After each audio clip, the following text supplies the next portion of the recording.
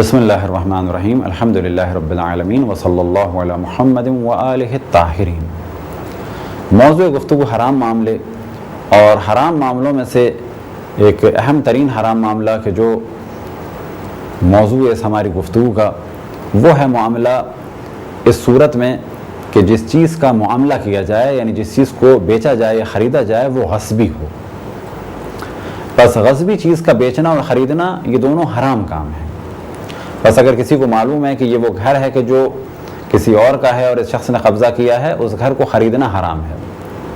اسی طریقے سے اگر کسی کو معلوم ہے کہ یہ گھر میرے باپ نے قبضہ کیا تھا، تو اولاد پر اس گھر میں رہنا حرام ہے اور اس گھر کو بیچنا حرام ہے۔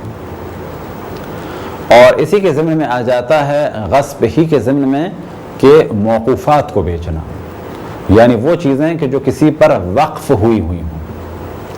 ہمارے معاشرے میں بہت جگہ ایسا ہوا کہ بعض ٹرسٹیز سے مراد مساجد اور امام بارگاہ کے ٹرسٹیز نہیں ہیں، ٹرسٹیز اسکولز کے بھی ہو سکتے ہیں، یتیم خانوں کے بھی ہو سکتے ہیں۔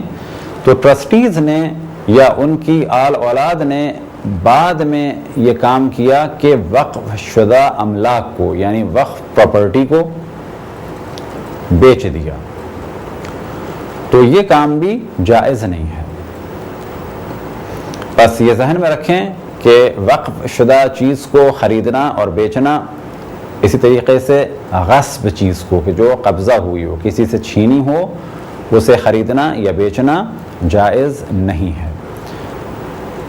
خداوند تبارک و تعالیٰ سے دعا ہے کہ بحق محمد وآل محمد ہمیں اپنے رسول اپنی حجتوں، خصوصاً امام زمان علیہ السلام کی معرفت اور اطاعت کی توفیق عطا فرمائے۔ وصلی اللہ علی محمد وآلہ الطاہرین۔